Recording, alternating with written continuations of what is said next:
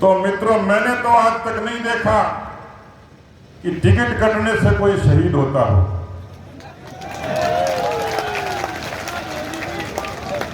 Ticket कटने से कोई शहीद होता और उस खानदान में भी बता दो जो सीमा के लिए लड़ा होगा। लेकिन 1971 में ले जाना चाहूंगा आपको कि चूरू की धरती पर 1971 में खूनी राजनीति की शुरुआत हुई, उस खानदान से हुई जिसने किसी एक सिटिंग विधायक की हत्या की। वैशाली साड़ीज, दुल्हन लहंगे, फैंसी लहंगे, साड़ियों की सभी रेंज का एकमात्र शोरूम वैशाली साड़ीज, घंटाघर के पास, सुजानगढ़। सभा को देखते हुए लगता है कि मोदी जी के नेतृत्व में हिंदुस्तान जिंदाबाद था, जिंदाबाद है और जिंदाबाद रहेगा।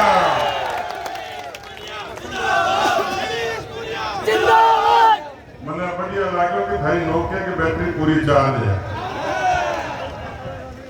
और आज की सभा तो वास्तव में बचीर बुलाने वाली थी।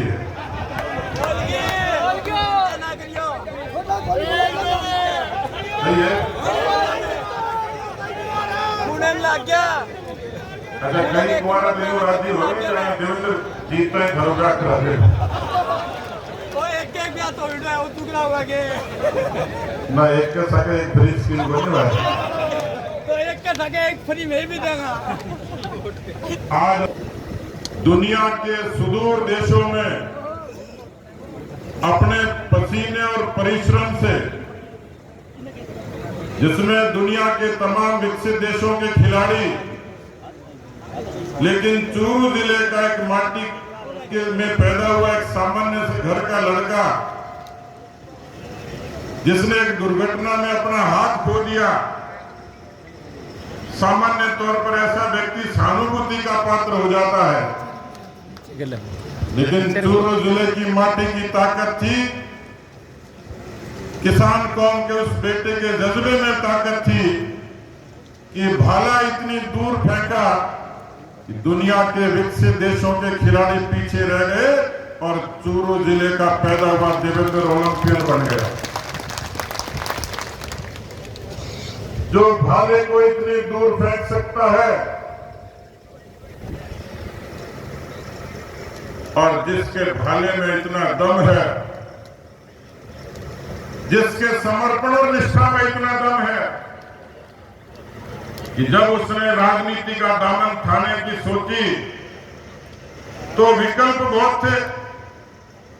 आम आदमी भी थी, कांग्रेसी भी थे, लाल झंडे वाले भी थे, लेकिन पार्टी के दुरंगे झंडे को और कमल के फूल को गला लगाने की हिम्मत वही कर सकता है जो दुनिया की धरती पर तिरंगे का आन बान शान ऊंचा रख सकता है।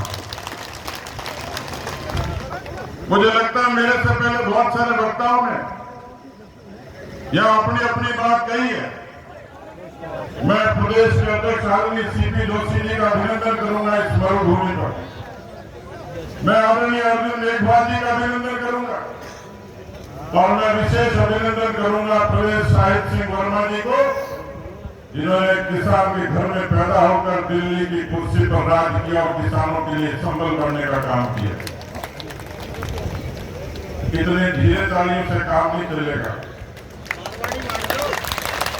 क्योंकि मंच पर इतने सारे लोग बैठे, एक का भी नाम भूल जाऊंगा तो मेरा बैरी हो जाएगा और सबका नाम। इतनी जोरदार बजाओ कि 19 तारीख को ईवीएम की चरण वोट में लग जाए और देवेंद्र की पेटी बच जाए।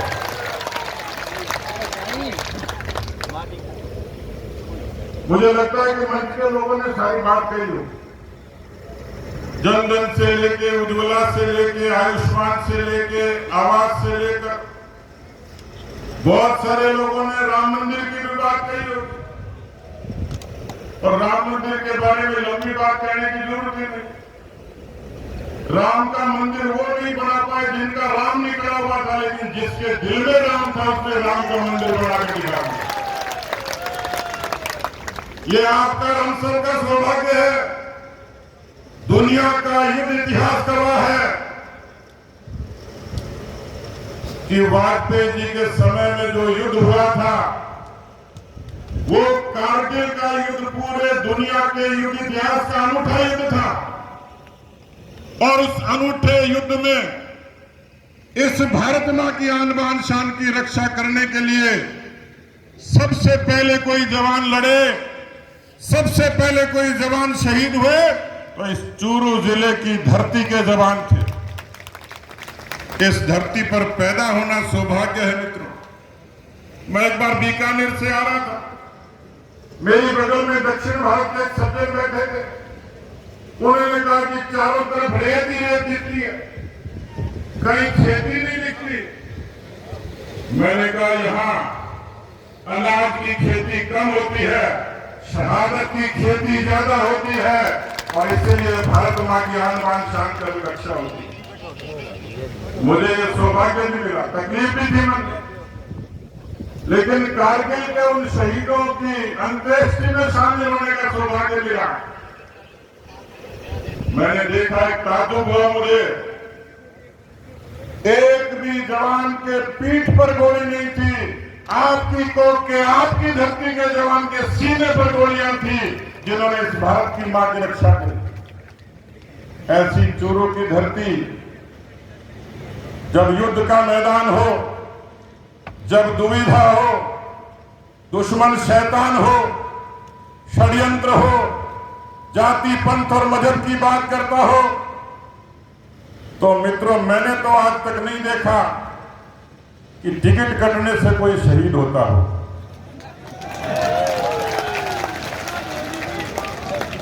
टिकट कटने से कोई शहीद होता है और उस खानदान में भी बता दो जो सीमा के लिए लड़ा होगा।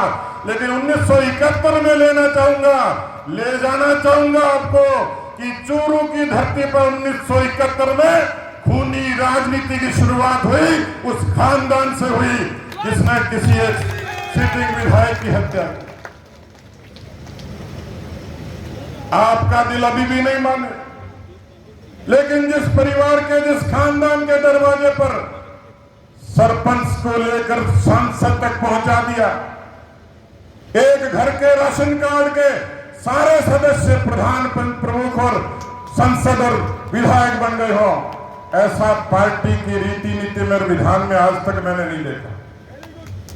और फिर भी कोई कहे मैं शहीद हो गया, तो ये तो चुनौती है चूरू जिले के लोगों को, ये चुनौती है कारगिल के शहीदों की उस सम्मान और श्रद्धांजलि को। चूरू जिले का किसान, चूरू जिले का नौजवान, चूरू जिले का कार्यकर्ता किस तरीके का फैसला करता है बॉल आपके पाले में। मैं पूछना चाहता हूं, किसी मंच पर तकरीर कर लो, किसी मंच पर बहस कर लो, यदि टिकट कटना शहादत होती तो इनाम तो राजेंद्र जी को मुझे सबसे पहले मिलना चाहिए था। टिकट कटना शहादत होती तो 2003 में इनाम मुझे मिलना चाहिए था। 2003 की उस सभा को देखिए, जब मैंने कहा भारतीय जनता पार्टी ने मेरे नाम पर विचार किया, मुझे अवसर नहीं दिया, कोई बात नहीं, भारतीय जनता पार्टी मेरी मां जैसी है, मेरा कफन भी होगा तो भारतीय जनता पार्टी के दुरंगे का होगा। नैतिकता, किसानी, परिश्रम, समर्पण, निष्ठा, धर्म तो ये था कि आज वही शख्स यदि देवेंद्र झाझड़िया के और सीपी जोशी के बगल में बैठा होता तो मुझे लगता है कि उसकी शहादत नहीं, उसका मान सम्मान और ऊंचा होता। मैं आप लोगों से पूछना चाहता हूं, लोग चर्चा करते हैं सट्टा का भाव इतना चाहते हैं, अब आप और मैं तो सट्टा लगाता नहीं, सट्टे का धंधा कौन करता है? ये चुनौती भी आपको है, ये चुनौती भी आपको है। मैं आप लोगों से पूछना चाहता हूं, आपको जवाब देना चाहिए और आपको चौपाल पर जवाब देना चाहिए, उन जबानों पर ताले लगा देने चाहिए जो चौपाल पर ये तकरीर करते हैं कि एक टिकट कटने से कोई शहीद हो गया। मैं आपसे पूछना चाहता हूं, मेरे ख्याल से देवेंद्र का घर देखो, देवेंद्र के माताजी और पिता माताजी को देखो और उनके परिवार को देखो, देवेंद्र का रहन सहन देखो, देवेंद्र की संजीदगी देखो, देवेंद्र की तिरंगे के प्रति निष्ठा देखो।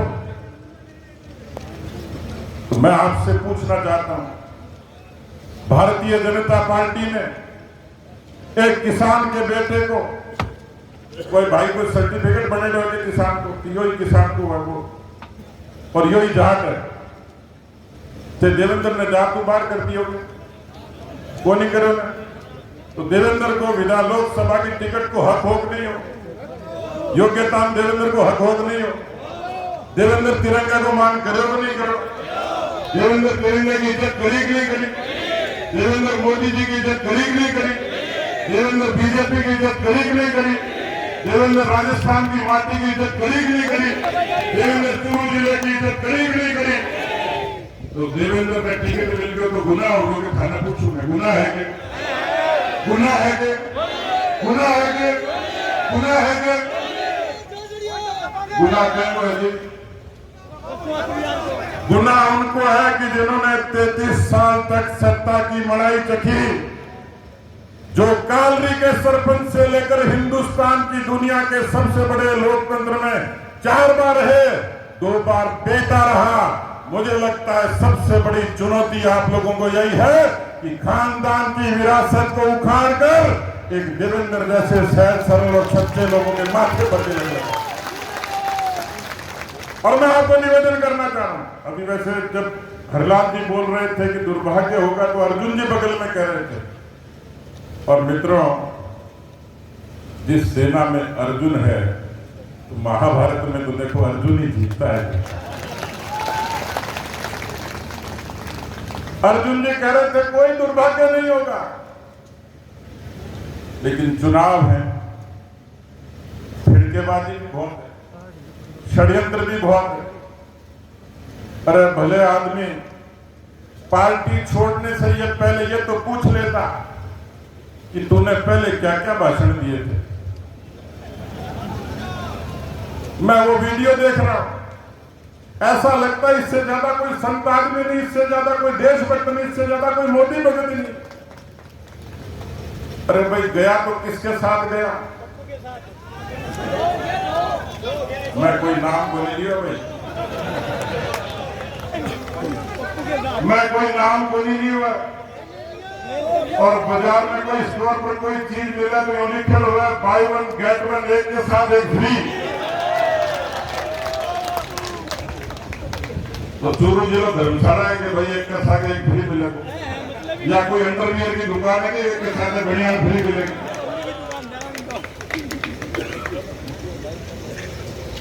मेरे से पूछ रहे थे, मैं तो अध्यक्ष रहने के नाते राजेंद्र जी और राम सिंह जी दोनों को पूछ के ही काम करता था। मैंने कहा मैं मेरी पीड़ा तो भूल गया, मुझे पार्टी की इज्जत की फिक्र है। सरदार शहर के उपचुनाव में लड़ने वाले बीजेपी के लोग नहीं थे क्या? सुजानगढ़ में बीजेपी का कमल का चिन्ह नहीं था क्या? गारंटी लेने के बाद भी किस तरीके का द्रोह हुआ मैं कहना नहीं चाह रहा, लेकिन पार्टी बदलनी थी और केवल यही जिद थी। एक बार सलाह करते मैं ये कहता हाथ जोड़कर, अरे भले आदमी ये तो देखो, जिस अटल बिहारी वाजपेयी ने किसान कौम के लिए किसान क्रेडिट कार्ड, फसलों की बीमा योजना, प्रधानमंत्री ग्राम सड़क योजना जैसी योजना दी, राजगढ़ और चूरू के कारगिल के शहीदों को पैकेज दिया, उस नरेंद्र मोदी जी के बारे में सोचते जिन्होंने प्रधानमंत्री किसान सम्मान निधि दी, उस प्रधानमंत्री के बारे में सोचते जिन्होंने खेती का बजट 21,000 करोड़ से 1,25,000 करोड़ कर दिया। मेरे पास कहने के लिए बहुत सारी बातें हैं, लेकिन मंच के लोग मेरे को बार बार देख रहे हैं, हो सकता है वो किसी को कुर्ता खींचने का इशारा भी कर दे। मैं हरियाणा गया था, अब मेरी नौकरी हरियाणा नहीं होगी तो बहुत फोन आने लग गए रिश्तेदार आजा देख ला करते अरे मन कौन देखो भाई। तो मैं मीटिंग में गया तो एक फौजी बोलने के लिए खड़ा हो गया। अब फौजी की बात तो 1947 से शुरू होती है। अब पीछे से संयोग का कुर्ता खींच रहा था। फौजी ने कहा कितने खींच ले भले ही पाट गया पर आज जो सोच कर मैं बात पूरी करूंगा। मेरे से पूछ रहे कौन सी पार्टी में जाना। मोदी को देखते, देश को देखते, तिरंगे को देखते, 40 साल का इतिहास देखते। अरे कौन सी पार्टी में जाके डूबे जिसने चूरू जिले के किसानों के बेटों को खून के आंसू पीने पर मजबूर कर दिया। वो पार्टी पकड़ी, पेपर लीक के कारण बच्चों ने आत्महत्याएं कर ली। मैं आपसे पूछना चाहता हूं, मैं और सीपी जोशी जी जो लड़ाई लड़ रहे थे, इन पेपर लीक के चोरों के खिलाफ लड़ रहे थे। आपको बताइए पेपर लीक से आपके बच्चे को तकलीफ हुई थी कि नहीं हुई थी? हुई थी कि नहीं हुई थी? तो जो पेपर चोरों का साथ देगा उन चोरों के साथ लगोगे क्या? भाई थोड़ी आवाज और जोरदार भाई तो मन मजो आवाज। पेपर लीक के चोरों को साथ दोगे क्या? पेपर लीक के चोरों को साथ दोगे क्या? वो सरकार की 5 साल 95 लाख मुकदमे राजस्थान की धरती पर हुए, ऐसे अपराधियों का साथ दोगे क्या? जिस सरकार में बड़े बड़े लोग ईडी के दायरे में हैं, जेल जाने से जुगत गिरा रहे हैं, ऐसे भ्रष्टाचारियों की पार्टी के उम्मीदवार के साथ जाओगे क्या? मैं यही निवेदन करने के लिए आया था मित्रों। इतिहास को बनते और बिगड़ते देर नहीं लगती है, लेकिन मुझे लग रहा है कि ये चुनाव देश की अस्मिता और सम्मान और स्वाभिमान का चुनाव तो है ही। किस लिए है? इसलिए है कि जब आप चौपाल पर बीड़ी फूंकते फूंकते, ताश खेलते खेलते जब ये कहते थे कोई माई का लाल पैदा होगा क्या जो 370 खत्म करेगा, वो माई का लाल अमित शाह और नरेंद्र मोदी पैदा हुआ जिसने आपके उन सैनिकों का सम्मान किया। मैं एक वीडियो देख रहा, आज का ताजा वीडियो। पाकिस्तान में 85 साल के हिंदू ने केला खा लिया। वहां के लोगों ने, वहां की हुकूमत ने उसकी बहुत निर्मम पिटाई करी। क्यों करी? कि रमजान के महीने में हमारा रोजा है, तुझे भी अपने रोजे में खाने का कोई हक नहीं है। अरे नरेंद्र मोदी जी की तरफ ही देख लेते जो सबका साथ सबका विकास करके हर घर के चिराग को रोशन करता है। क्या ऐसी पार्टी के उन नियत के लोगों के साथ जाओगे क्या? और इसलिए मैं अपनी बात खत्म करने से पहले, क्योंकि मेरे पीछे हलचल शुरू हो गई, वो कह रहे ताली बजा रहे, अविनाश जी कह रहे ताली बजा रहे, तो एक अविनाश जी सैनी के लिए जोरदार ताली बजाओ। अच्छा, पिछली मीटिंग में इन्होंने मेरे को गारंटी दी थी। वैसे गारंटी तो एक ही चल रही है आजकल। कौन सी गारंटी? मोदी की गारंटी। तो भैया ये टिकट तो देवेंद्र की मोदी जी की है, राजेंद्र जी का दुनिया नाम लाग रही है। किसकी गारंटी है? किसकी गारंटी है? किसकी गारंटी है? राम मंदिर की गारंटी मोदी की, 370 की गारंटी मोदी की, जन धन की गारंटी मोदी की, उज्ज्वला की गारंटी मोदी की, आवास की गारंटी मोदी की, भ्रष्टाचारियों को जेल डालने की गारंटी मोदी की। तो अविनाश गहलोत जी ने कहा कि चूरू के जिले की जनता जिस दिन 4 जून को देवेंद्र को लाखों वोटों से जिताएगी, उस दिन चूरू के लोगों के दरवाजे अविनाश गहलोत कैबिनेट मंत्री के दरवाजे हमेशा के लिए खुले मिलेंगे। अभी भी बंद नहीं है वैसे, लेकिन चुनाव तक तंग मत करियो। मैं चूरू वाला जानो भाई जी, आप पेंशन बंद होगी वो ट्रांसफर रह गयो सगड़ा करता का चिंता मत करो। मैं हाल इतना सारा मंच पर लठ भर का कितना आदमी बैठा है बताओ, दिल्ली तक का बैठे। तो मैं आप लोगों से निवेदन करने के लिए आया कि ये चुनाव देश की अस्मिता का, स्वाभिमान का, सम्मान का चुनाव है।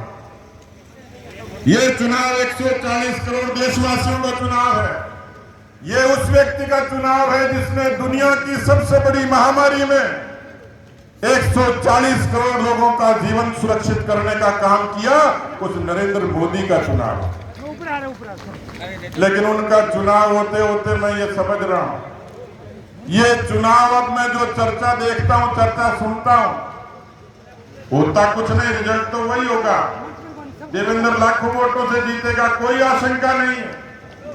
लेकिन जब चर्चा चलती है, अफवाह होती है, तो कोई भोला भोला आदमी उनके चक्कर में आ जाता है। चक्कर में आने की जरूरत नहीं,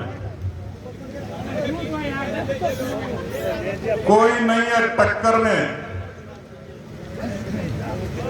और पेपर चोर फंस गए चक्कर में। मैं आप लोगों को निवेदन करना चाह रहा हूं, ये चुनाव, अपनी बात खत्म कर रहा हूं, हरियाणा वाला किस्सा होने वाला। भैया क्या कर रहे हो?